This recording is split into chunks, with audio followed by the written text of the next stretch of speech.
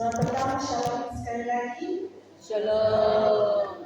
Shalom sekali lagi. Shalom. Oke, sebelum saya masuk pada topik saya penyelesaian konflik dan pengampunan, ini adalah sesi ketiga pada hari ini. Saya mau tanya, Eden semalam ada kamu punya input kah? Atau ada yang kamu ingat apa yang kita bicarakan kemarin? Saya suruh suara diri kamu macam mana? Saya ucapkan saja, boleh? Apa topik pertama kita kemarin? Apa topik pertama? Sister tidak ingat barang sister? Apa topik kita yang pertama? Takut bini. Takut bini yang kedua. Yang pertama yang sister beli pagi kemarin. Sakramen perkawinan. Oke, topik yang kedua apa? Apa yang terbini kemarin itu? Bagus. Orang tua. Komunikasi. Jadi topik saya hari ini penyelesaian konflik dan pengampunan lebih kurang tidak dengan komunikasi kemarin. Tapi hari ini saya mau fokus tentang cara-cara macam mana kita mengatasi konflik itu nanti, menangani konflik itu secara rohani, secara pribadi kita sebagai seorang Kristen. Oke. Sebelum itu ada lagi selingan saya. Saya mau semua berdiri. Sebab kamu dengar sudah. Semua berdiri. Dengan usaha masing-masing sudahkah? Bini angkat tangan. Husband pegang tangan bini itu. Pegang tangan itu bukan macam itu pegang. Pegang sama-sama mana seperti husband mana ini. Macam itu. Peganglah dari istri dan suami anda pada malam ini. Selama saya bakti, pegang tangan. Boleh? Boleh. Oke, terima kasih. Boleh duduk. Jangan lepaskan tangan. Oke, baru jadinya. Kalau satu konflik, nanti bergantung kamu nanti. Pegang dalam satu dari tangan dunia. Oke.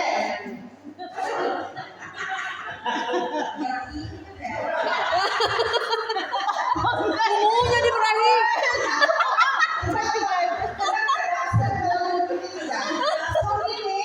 Bukan benar-benar romantis, bukan sayang, cara sayang berpulai. Tapi kita sebagai istri harus menjalankan peranan kita. Bukan saja tangannya macam itu. Tidak ada lebih itu, apa yang cerita itu?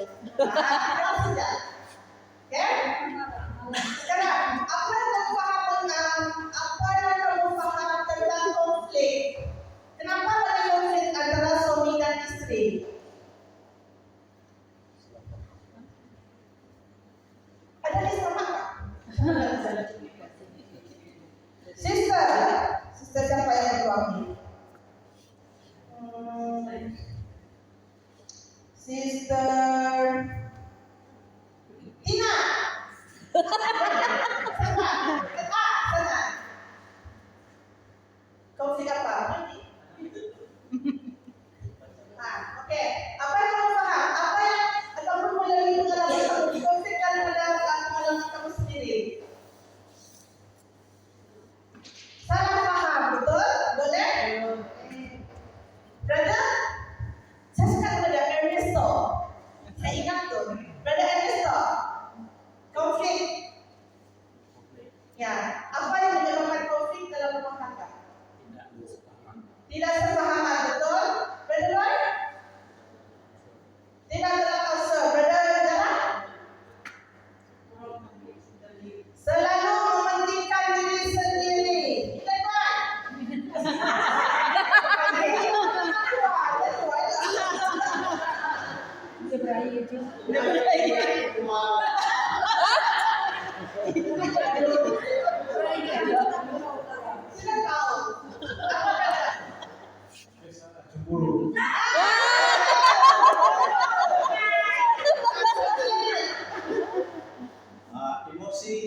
keegoan. Keegoan itu yang sentiasa membuat perselisihan dalam konflik. Istrinya? Kemarin saya dengar pada istri. Ya, tiga lagi ego.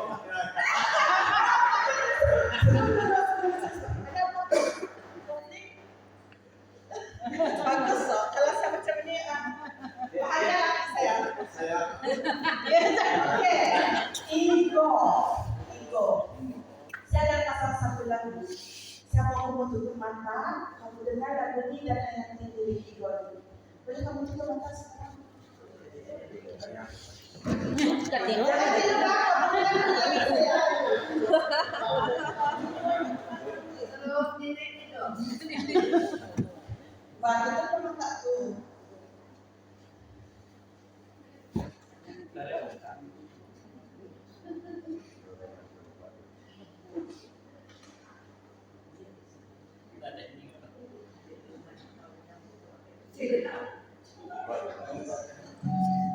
Oke, boleh tutup lampu sedikit supaya ada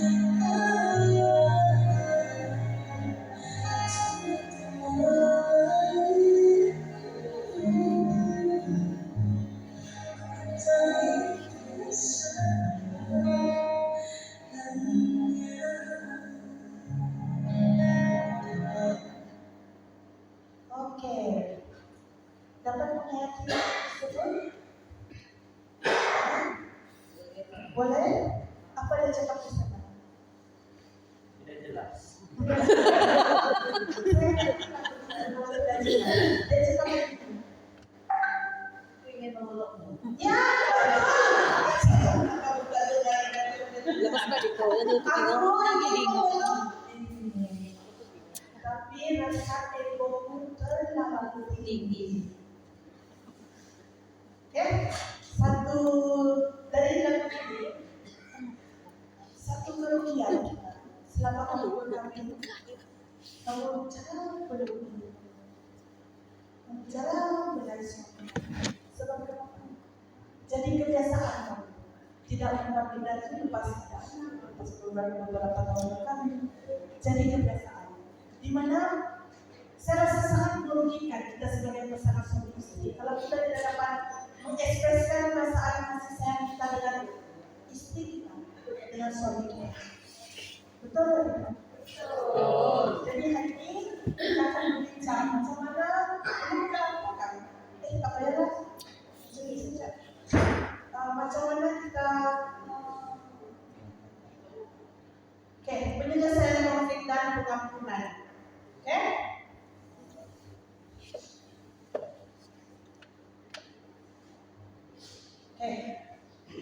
Pendakwaan.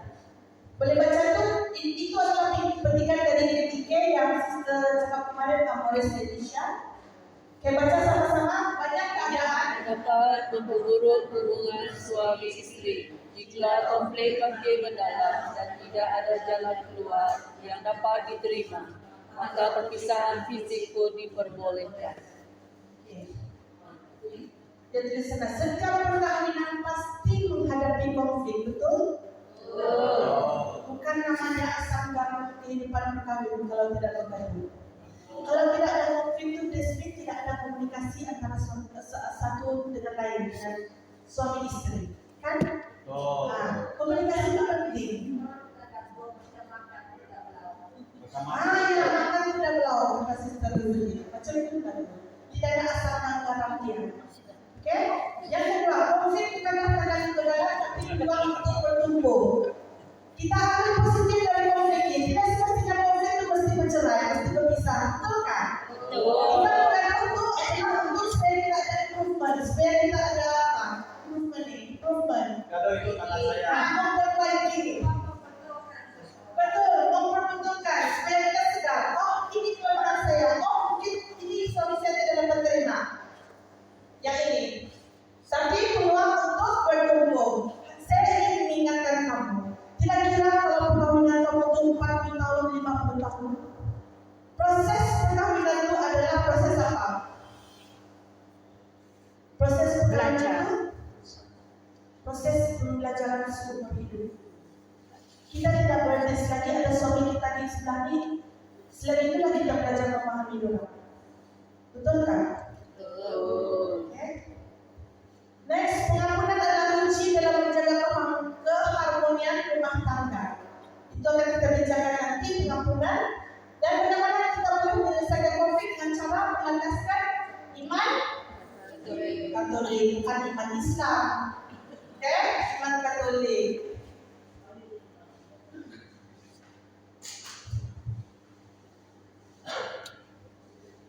Kita masuk kepada penyebab konflik. Tadi sudah saya tanya kamu, ada yang cakap salah paham, cemburu, apa lagi tadi?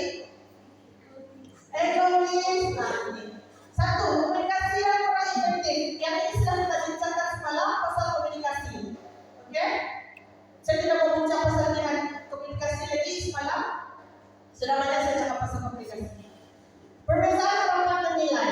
Apa maksud dari sini? Perbezaan harapan dan nilai. Maksudnya, sepasang suami istri ini adalah adalah individu yang berbeza. Jadi masing-masing suami dan istri ini ada keinginan yang berbeza juga. Di sana tuh perbezaan harapan. Mungkin si suami mengharap dan si istri mengharap benda B yang terjadi. Tapi sebagai suami istri, dalam iman Katolik kita nih, kita digalakkan untuk berjalan seiring. Bukannya suami ke depan, laki bini dia tinggal di belakang. Bukannya bini dia cantik-cantik di belakang, di depan, laki dia buru-buru buka laki dia di belakang. Kan? Kalau bini cantik, laki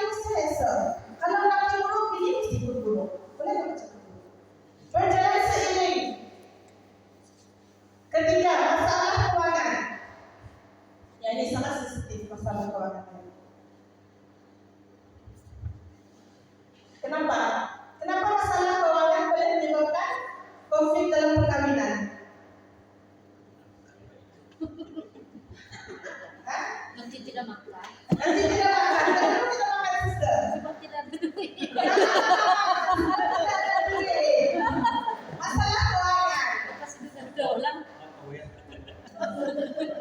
Sebenarnya kan masalah keuangan besar punya topik, tapi saya akan ambil sedikit saja daripada sini. Masalah keuangan ini kadang-kadang sebagai suami istri, saya tidak tahu lah, tapi yang ini yang saya belajar. Kita harus seperti yang saya cakap kemarin, transparent, lusinar Tiada rahasia. Lusinar dengan setiap perbelanjaan kita, setiap pendapatan kita, berapa gaji yang kita keluarkan, apa yang kamu spend. Kenapa ini? Kenapa boleh jadi konflik? Sebab kadang-kadang, contohnya si lelaki tidak bekerja dan si istri ini tidak bekerja. Jadi istri ini tidak ada pendapatan kan? Tunggu-tunggu duit dari lelaki saja. Jadi macam mana dia mau uruskan rumah tangga dia kalau dia tidak ada duit dari lelaki dia? Dan kalau kamu dah sebagai seorang bini, tadi kamu adakah kamu akan mengangkat tangan dengan husband kamu tadi? Ada duit, boleh diberi duit. Kadang-kadang kan perempuan ni dia ada rasa malu juga, betul kan, sister? Dia ada rasa malu juga untuk meminta benda itu dari seorang suami. Kalau lama dia kalah. Jadi kadang-kadang sesuami. Jadi kadang-kadang ini yang menyebabkan perselisihan paham, konflik ini, masalah keuangan ini. Berbalik kepada cerita tadi. Sekali tunggu-tunggu duit dari laki ini kerja duit tidak ada duit. Di mana hilang duit dia, di mana habis duit gaji laki. Dan bagi istri mungkin 1 minggu tidak 1 bulan dah 100. Cukupkah 100 itu? Tidak. Dan selebihnya dia di shopping. Nah, istri dia apa orang bilang nomor-nomor cepat-cepat sudah di rumah. Rupanya lagi dia pergi timur dekat 1.000. Nah, tidak jujur dalam ini keuangan masalah keuangan. Jadi seterusnya peranan dalam keluarga. Apa maksudnya peranan dalam keluarga? Macam mana peranan dalam keluarga ini? Peranan ataupun tanggung jawab kita di dalam keluarga yang boleh menyebabkan konflik dalam rumah tangga kita.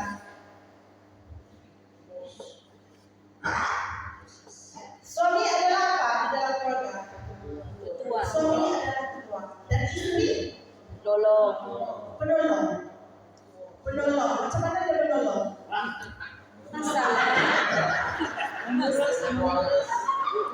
Keluarga. Perlu kita ingat suami adalah ketua, kepala keluarga dan istri adalah Surga. kunci berada. Suami dan istri adalah manajer di rumah. Betul kan? Betul. Kalau istri yang menguruskan segala-galanya, di rumah tu istri yang menguruskan segala-galanya. Betul kan tidak para istri? Betul. Jadi di sini kadang-kadang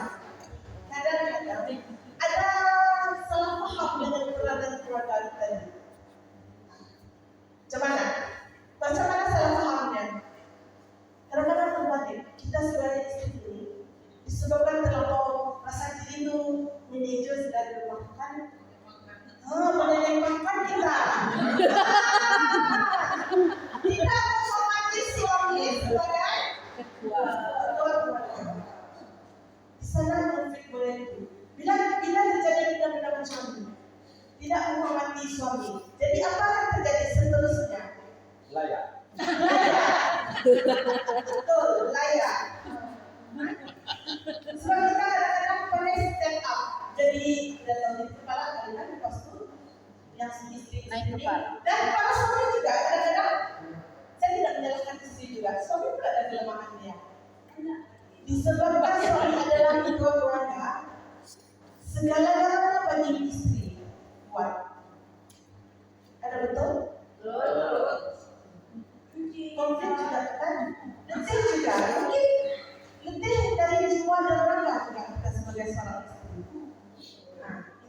konflik dalam keberadaan dalam keluarga. Kenapa tidak boleh membunuh? Bukan itu janji kamu kan sama kami? Bersama dalam kesusahan dan apa? Kesusahan dan kesenangan. Next, keletihan dan tekanan hidup. Jadi biasanya yang bekerja kali kan istri-istri yang bekerja mana teman di sini. Keletihan dan tekanan hidup. Suami-suami, semua di sini masih bekerja nggak suami-suami? Masih ha? Keletihan dan tekanan hidup maksudnya bila kita sebagai kira-kira suami atau istri berada di luar lebih daripada masa kita berada di dalam rumah. Bila kita balik bersatu kembali dengan keluarga kita, terbawa-bawa dengan apa yang terjadi masa kerja. Betul kan sis? Ya. Kadang-kadang saya pun begitu dengan suami saya. Saya mengakui itu kelemahan saya. Sangat letih pukul 17 sampai rumah. Lelaki-lelaki saya tengok TV sudah nasi pun belum masak. Mama cara itu. Jadi boleh. Kan banyak kerja. Kalau satu orang sudah berletih kan, jiwa dan raga sangat letih. Keletihan dan tekanan hidup. Dan lastnya campur tangan pihak luar. Maksudnya apa? Jauh. Nah, mami jauh. Yang paling jujur. Sebab itu kemarin saya kalau kamu layak, tidak layak, apa? Jangan itu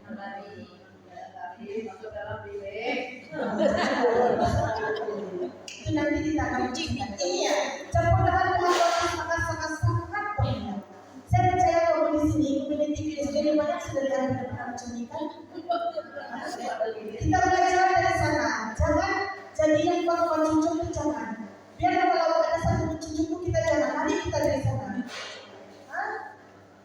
Kita ibaratkan Pak cucu ini, saya selalu pada bukan itu yang Pak cucu ini.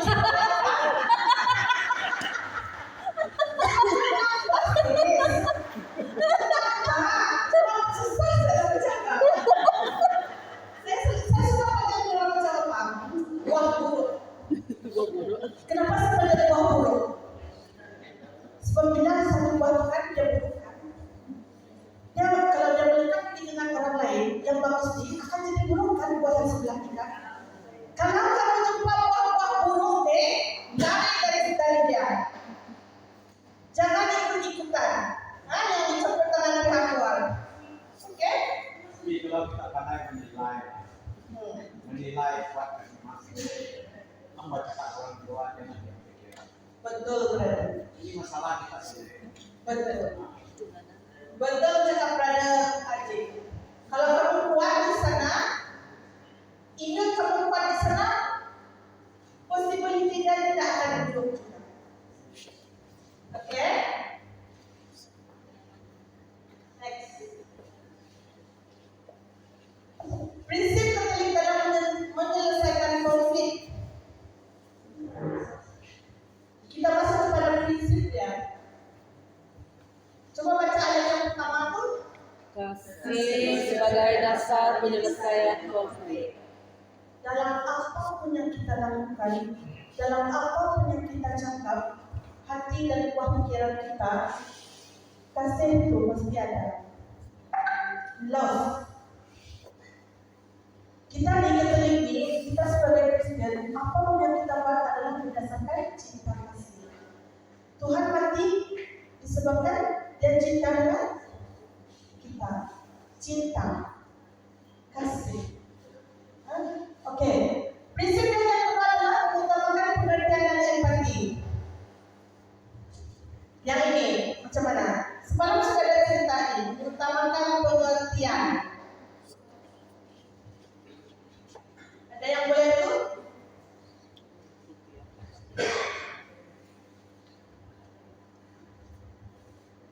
Oke, yang ini pengertian yang bila kita konflik dengan pasangan masing-masing, ambil masa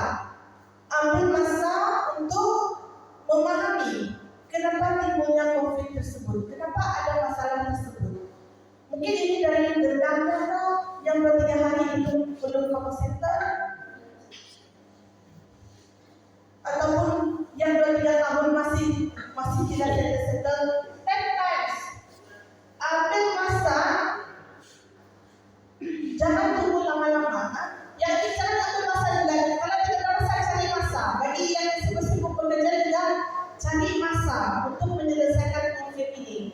Duduk bersama-sama di dalam bilik, di ruang tamu, macam itu. Bercakap dengan si suami ini, dengan istri. Macam mana kamu tanya? Lambat dengan wine. Macam itu kan? Tidak kan? Duduk sama-sama. Kemarin ada duduk sama-sama berdepan dengan suami istri kan? Macam itulah kita duduk. Macam itu boleh. Pegang tangan dia, usap dia. Brother Sam, sini sekejap. Ya.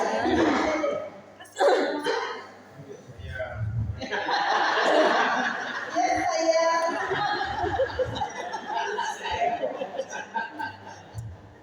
Macam mana kamu bercakap dengan pasangan kamu bila kamu ingin menyelesaikan konflik ini? Menyadarikan, benar, mengutamakan pengertian. Macam mana kamu bercakap dengan pasangan kamu ini? Apa dengan Wan? Tidak kan? Ya. May I know? Belum tu boleh.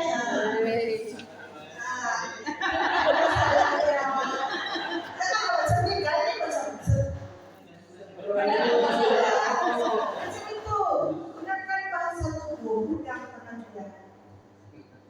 Apa masalah? Kenapa tidak bercakap berlebihan? Dan satu juga saya ingin beritahu, bila kita duduk, sekarang kita sebagai perempuan sudah panas-panas. Jadi kan kita tengok kita duduk. Kalau kamu ada benda-benda macam itu yang kamu start, sedang ada rasa salah berada di dalam muslim itu, beruang duduk. Satu paras dengan istri atau dengan suami, supaya kita tidak melebihi. Itu macam kamu mau menyerang keluarga. Kalau kita menyerang suami kita, macam suami ini musuh juga kan? Betul tak macam itu? Tidak kan?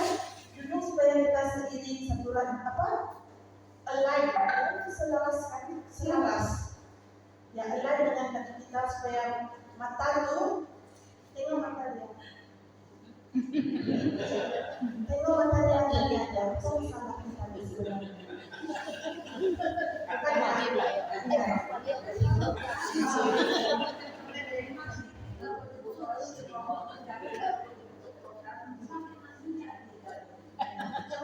Sebelum itu ada beberapa.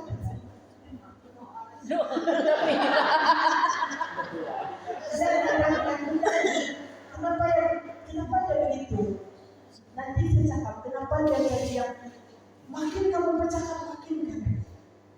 Makin bercakap makin kan? Ada yang begitu? Saya kalau mau harus suka pegang dia.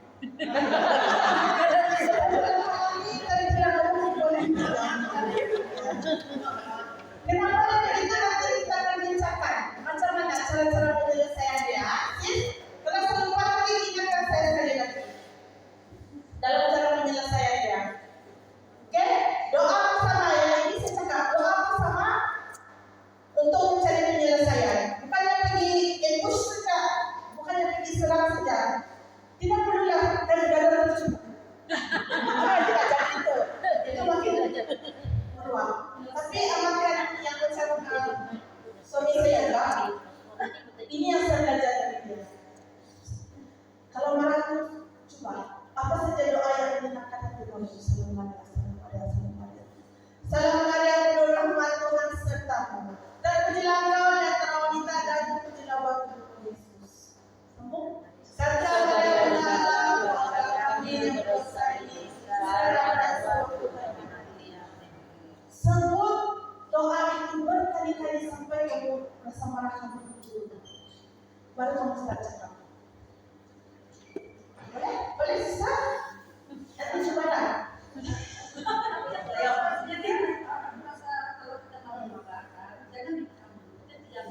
Ya, aku rasa macam itu yang lebih selamat daripada terus menyakiti antara satu sama lain. betul. Sebab itu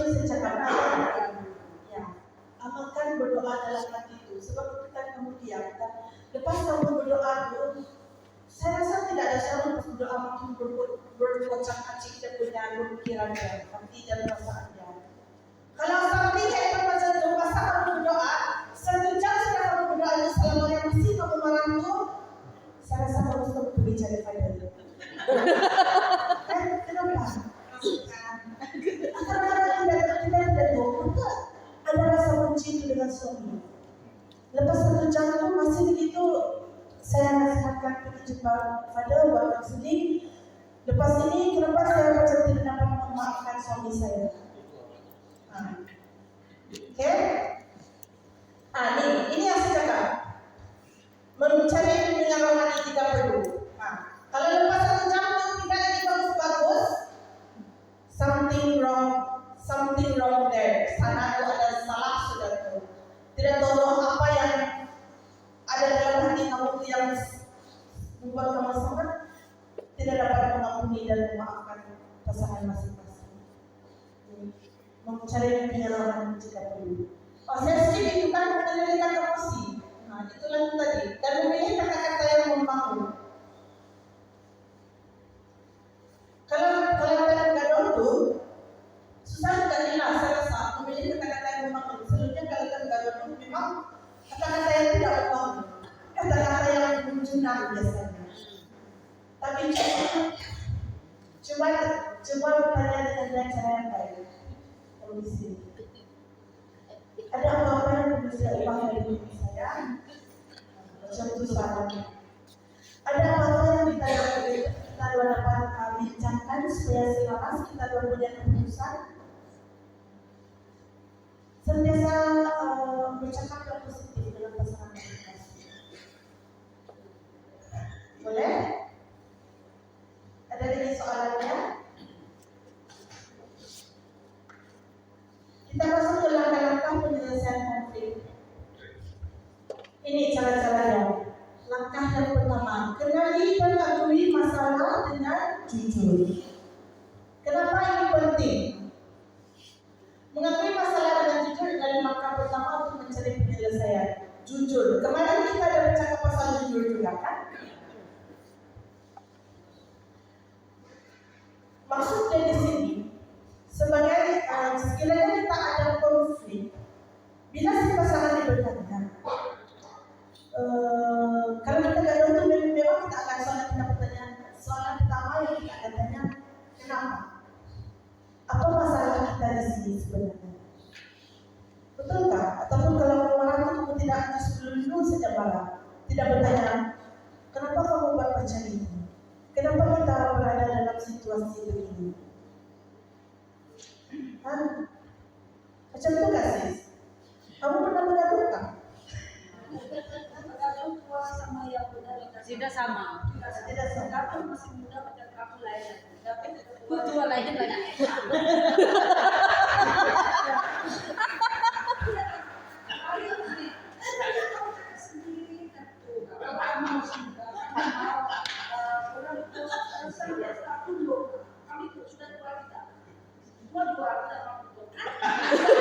Boleh kalah.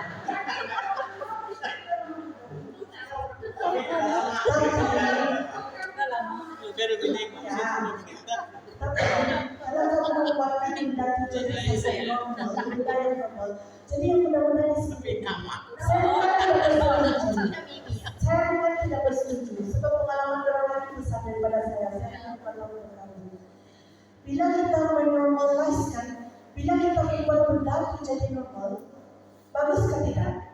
Kamu akan terbawa sampai perkawinan kamu kali kamu lakukan. Tidak akan mengalah. Kenapa? Sebab dari awal perkahwinan kita sudah biasa berbicara. Itulah tujuan kita hidup di sini. Sebab saya membawa kepada ke tempat kamu kawin dulu. Kamu kawin dulu macam itu kasih saya. Boleh saya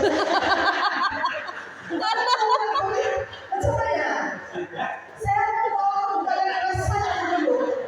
kalau saya dulu kawin,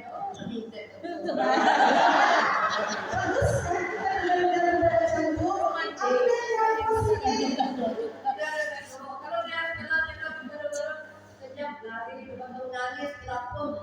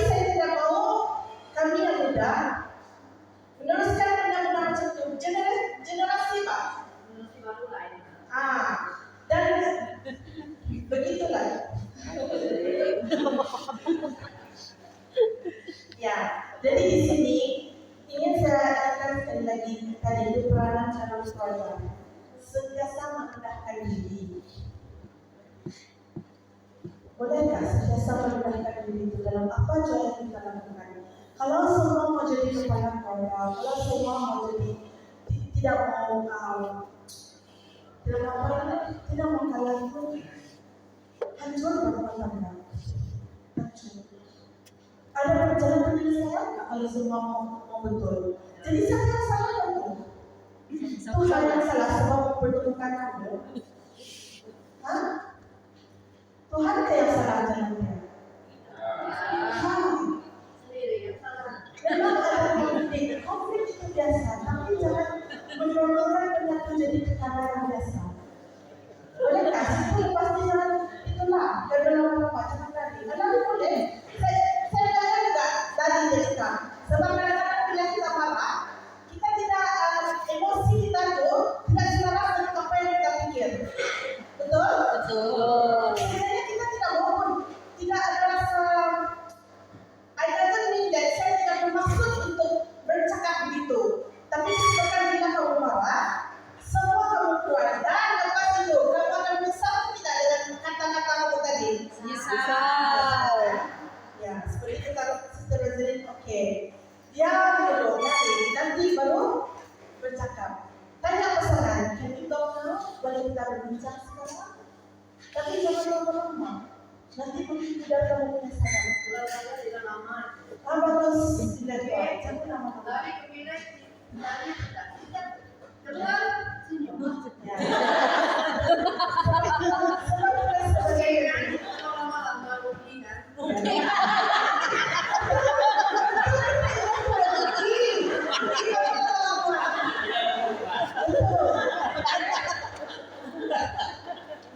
Kembali kita teruskan. Kejujuran membangun kepercayaan antara suami dan istri. Ayat ini sudah saya cerita kemarin juga. Kejujuran. Siapa masih ingat? Siapa masih ingat dari saya cakap semalam? Jujur. Pasal Kesalahan. Kejujuran. Apapun yang kamu buat, inform dengan ini atau inform dengan di mana tuh? Ini loh dek. ya dalam mancing berarti tahu berada. Cuma nanti apa ada kata-kata ini sampai tahu dia cari. Silakan. Oke. Cara melakukannya, jangan takut untuk berbicara tentang perasaan dan kekhawatiran Anda. Always express your feeling. Sentiasa bercerita dengan pasangan apa yang tidak kena dengan hati kamu. Sebab bila kamu simpan lama-lama di hati, dia jadi nanak. Betul? Dia akan jadi satu dendam bagi diri kamu di sana. Sebab tidak ada penyelesaian di sana bila kamu simpan sendiri. Hah? Bercakap sentiasa beritahu pasangan, ambil masalah. Hindari menyalahkan pasangan. Sebaliknya fokus bagaimana Anda berdua dapat menyelesaikan masalah. Hindari menyalahkan ini adalah yang defensif kemarin itu. Salah lima kan? Itu dulu. Jangan salah dua.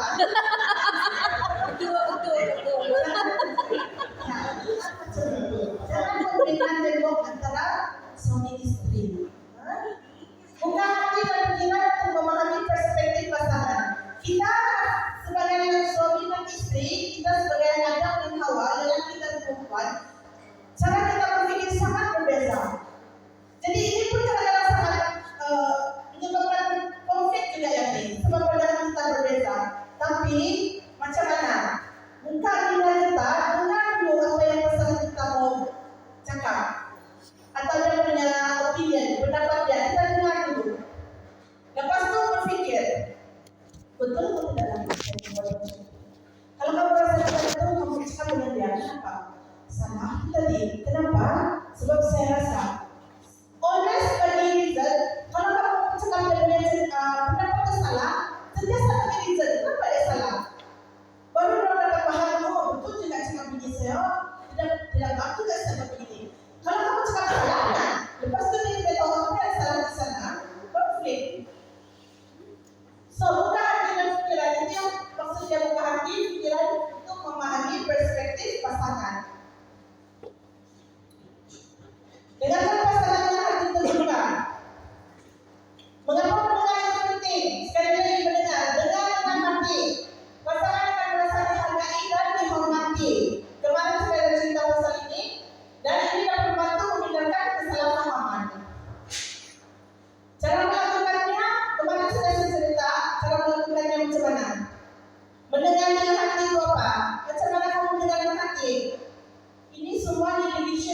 langkahnya di atas kepala. Macam mana kau mendengar dengan hati? Saudara, Mematanya. nah, Berbicara dengan macam mana mendengar hati? Yang pertama, Berlutut. macam menuntut. Nah, macam berlutut. Tidak berbicara tapi paham. Nah, memahami dia. Ini berikan perhatian penuh bila si suami atau si istri cakap can we talk, boleh kita berbincang, apa yang kamu akan buat posting? Kamu simpan dulu, kamu tinggalkan apa yang kamu buat, pasang telinga kamu. Bersedia untuk mendengar apa keluhan dan salahnya. Ambil kira benda itu, jangan cakap tidak penting apa yang dia cakap itu sangat-sangat. Mungkin bagi kamu tidak penting, bagi istri sangat penting. Jangan memotong pembicaraan pasangan ini sentiasa berlaku. Kenapa? Sebab sentiasa merasa jadi betul. Oke? Gunakan bahasa tubuh untuk menunjukkan keterbukaan, misalnya menyambung dan kontak mata. Nah, yang ini pun ada satu difference untuk kemarin. Bila pasangan bercakap, kita respon. Jangan bagi pasangan itu bercakap dengan tembok. Jika perlu ulangi apa yang dikatakan pasangan, memastikan Anda memahami dengan betul. Adakah maksud kamu tadi untuk membuat kamu mencuci baju itu macam ini? Ulang balik. Kalau kamu merasa kamu takut salah dengar, tanya dia dulu. Oke?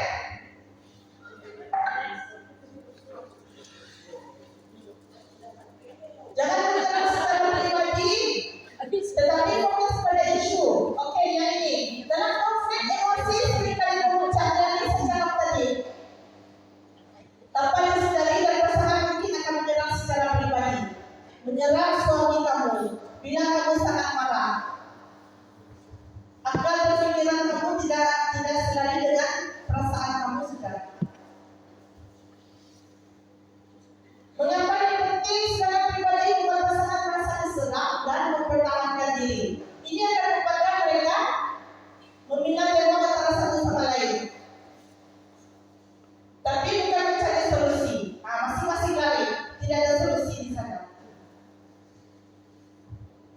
Next, cara melakukannya, hindari perkataan seperti awak selalu atau awak tidak pernah, kerana ini boleh membuat pasangan merasa disalahkan.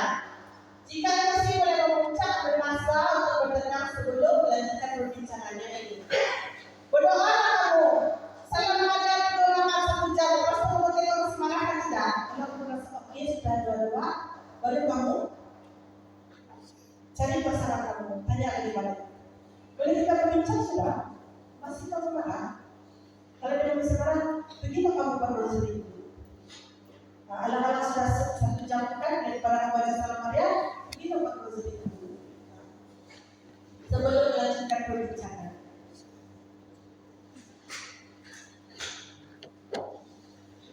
Yang keempat, cara penyelesaian yang saling menguntungkan. Konflik tidak harus dimenangkan oleh salah satu pihak atau pengorbanan yang lain. Tujuan utama adalah mencari penyelesaian yang baik untuk kedua-dua pasangan. Seperti yang tadi itu, jangan menyalahkan antara satu sama lain. Memang itu biasa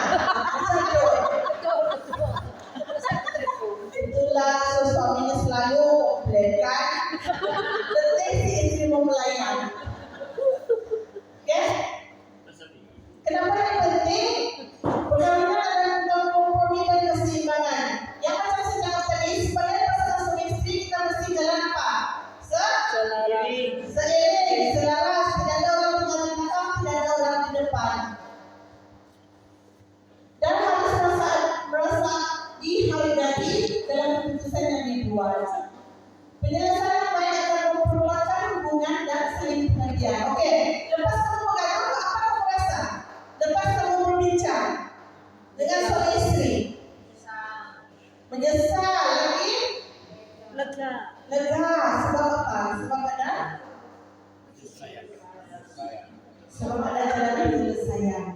Hilang satu masalah di dalam rumah tangga. Kan? Tapi sok buat Dia repeat. Kenapa?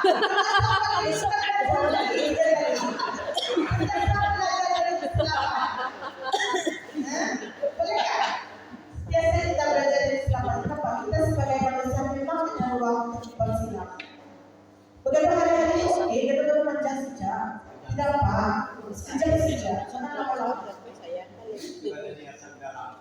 Ya. Oke, boleh saya teruskan cara melakukannya? Lebih kurang juga ya tadi kan? Yang ini berdoa bersama. Sekejap, Pak. Berdoa bersama membangun kesatuan hati. Ini akan ada saya akan terangkan nanti berdoa bersama pasangan.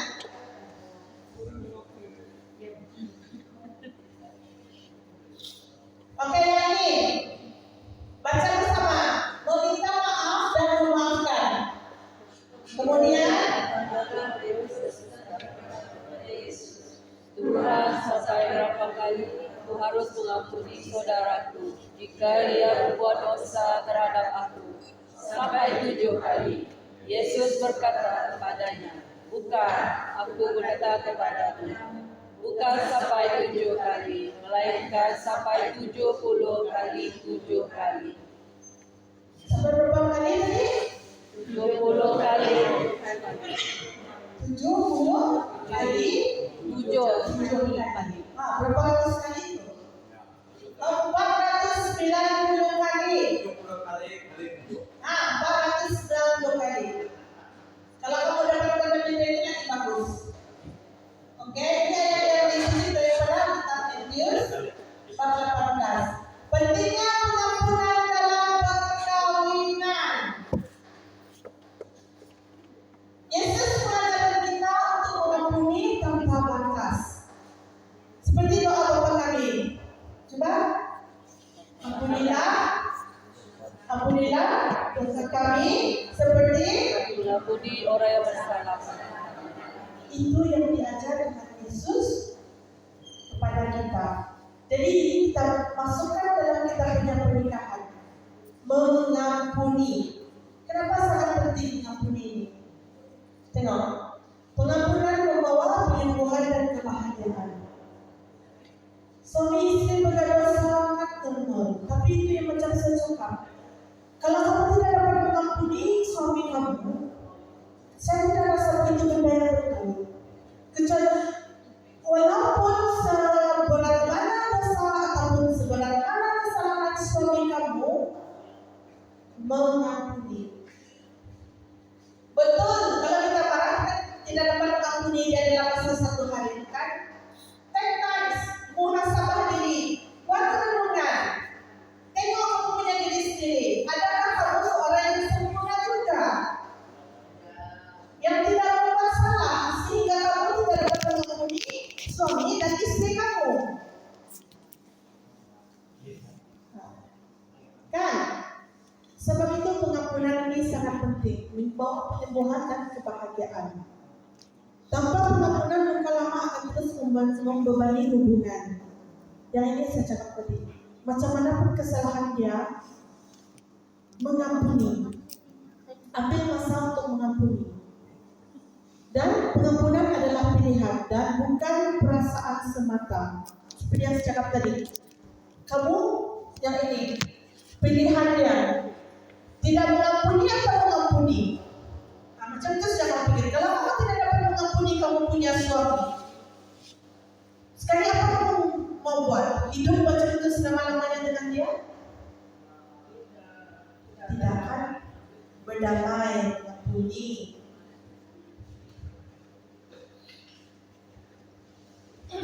Nah ini, coba baca.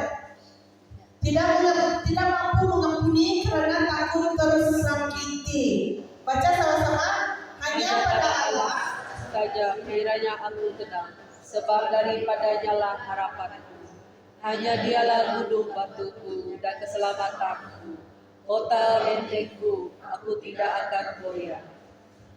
yang ini maksudnya apa nih? Tidak mampu mengampuni karena takut tersakiti.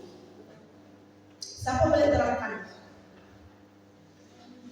Saya sangat takut kalau saya memaafkan dia akan buat benda terbalik. Takut tersakiti. Yang ini. Sebab itulah sangat susah mengampuni kan kalau sudah kepercayaan kita dengan pasangan kita itu tidak ada. Tidak mampu mengampuni karena takut tersakiti. Jadi apa kita akan buat di sini? Mengampuni dengan tulus, mengakui rasa sakit, tapi jangan biarkan ia menguasai hati. Kalau kita bergaduh itu memang sakit kan, rasa mencucuk-cucuk jantung itu, karena rasa dicucuk-cucuk bila bergaduh dengan suami. Kenapa begitu? Sebab kita sayang. Kalau tidak sayang, kita tidak kisah yang malah tidak kan. Kalau kamu tidak sayang, kamu tidak akan rasa begitu. Disebabkan sayang, kamu akan rasa begitu, rasa sakitnya. Tapi jangan biarkan dia menguasai hati. Melebih-lebih. Padahal suami itu salah dia terbuang baju kamu saja, tapi dengan kamu sampai 5 tahun. Itu menguasai hati. Oke, pilih untuk melepaskan dendam dan sakit hati. Pilih untuk melepaskan dendam dan sakit hati. Ini adalah pilihan kamu. Kamu tidak boleh pilih untuk tidak melepaskan benda-benda macam ini. Kecuali kamu tidak mau hidup dengan pasangan sudah. Bolehkah begitu? Pilih untuk melepaskan dendam yang ini. Kalau rasa susah, apa yang kita perlu buat ini? Melepaskan dendam dan sakit hati ini. Berdoa, cari jalan penyelesaian. Buatlah novena atau banyak novena untuk pasangan-pasangan Katolik sana. Doakan pasangan dan memohon kekuatan dari Tuhan. Berdoa ini jangan tinggal. Hari-hari kan jangan berdoa. Mudah-mudahan saya murah rezeki, semoga saya semakin cantik, semoga saya semakin baik, tidak. Oleh sentiasa include, sentiasa bawa nama suami itu dalam doa, bawa nama pasangan itu dalam doa. Minta dari Tuhan kekuatan untuk menangani benda-benda macam ini. Tuhan berilah kekuatan saya untuk menangani masalah ini. Bukalah jalan supaya kami tidak bergaduh lagi. Bukalah hati saya, berilah saya kekuatan untuk memaafkan dia. Sebab memaafkan itu saya tahu sangat susah. Tapi kita minta dari Tuhan. Oke? Komunikasikan perasaan dan kasih dengan kasih dan rendah hati. Rendah hati, seperti yang saya cakap tadi, sentiasa merendah hati dan fokus pada kebutuhan dan kemuliaan hubungan. Yang ini sangat penting lepas konflik. Jangan lagi kamu pikir benda-benda yang buat kamu bergaduh itu, tapi kamu fokus nih. Macam mana kamu memulihkan hubungan kamu selepas konflik? Hari ini bergaduh, oke. Tentang pagi tadi bergaduh, tentang ini sudah oke. Jadi pikir esok kamu buat apa? Tidak akan kamu mau cari gaduh lagi kan? Besok bangun awal saya sediakan sarapan untuk suami saya. Ambil nanti pasangan masing-masing. Tapi the next day, husband, seperti beli bunga untuk istri saya. Memulihkan hubungan. Jangan teruskan tuh, jangan tuh. Oke, kesimpulannya daripada konflik ini. Konflik adalah sebahagian daripada perkahwinan. Memang ada konflik, tidak lari kita suami istri daripada konflik. Tetapi boleh diselesaikan dengan kasih dan iman. Dan pengampunan adalah kunci utama untuk hubungan yang sehat dan bahagia. Sentiasa mengampuni. Kamu baca doa Bapa Kami itu, kamu ampunilah suami kamu itu terus. Boleh? Dengan doa, komunikasi yang baik dan pengampunan, pasangan dapat membina perkahwinan yang semakin kuat dalam kasih Tuhan. Itu yang kita mau capai dalam kita punya objektif perkahwinan. Dalam tujuan perkahwinan kita. Apa tujuan kita berkahwin? Yang ini nah. Balik lagi kamu pikir kamu balik ke hari pertama kamu berkahwin. Kenapa? Sebab ini. Pasangan yang dapat membina perkahwinan yang semakin kuat, bukan semakin lama semakin tidak kuat. Oke?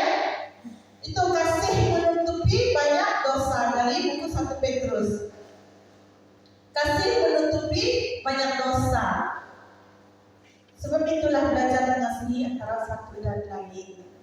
Bukan mau marah saja. Saya cakap pun bukan saya marah, supaya kamu sedar saja sebenarnya. Apa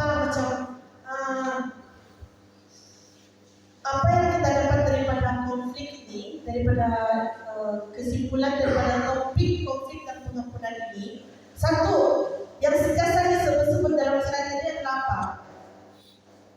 Cara-cara mengatasi konflik ini, pengampunan. Itu dalam apapun yang berlaku dalam rumah tangga kamu, sentiasa membuka hati untuk mengampuni, memaafkan pasangan tersebut, pasangan kita masing-masing. Kenapa? Sebab itu adalah pilihan kamu dari mula-mula. Suami, kamu berkahwin, itu adalah pilihan kamu yang pertama kan? Ya. Jadi berusaha dalam mengampuni dan untuk memulihkan hubungan rumah tangga. Oke. Last slide, refleksi dan doa. Oke, renungkan, adakah konflik yang belum diselesaikan dalam perkawinan kita? Dengar, ini yang saya membuat aktiviti nanti, saya mau kamu berbincang lepas ini ya. Adakah konflik yang belum diselesaikan dalam perkawinan kita? Kamu pikir sekarang ada dendam kah, ada rasa marah kah? Nanti kita akan buat aktiviti ini. Dan doanya adalah mohon bimbingan Tuhan agar diberikan kebijaksanaan, kesabaran, dan hati yang penuh kasih dalam menghadapi setiap cabaran dalam perkawinan. Saya rasa itu saja dari saya. Untuk slide ini, tanya juga saya mengucapkan kepada semua adik-adik, ibu, bapak-bapak yang telah berjaya menghadapi banyak cabaran dalam perkawinan, especially yang 40 tahun. Berada adik, 40 tahun. Berada sister Zin. 40 juga. Tapi gaduh pun 70 kali 7. Tidak apa.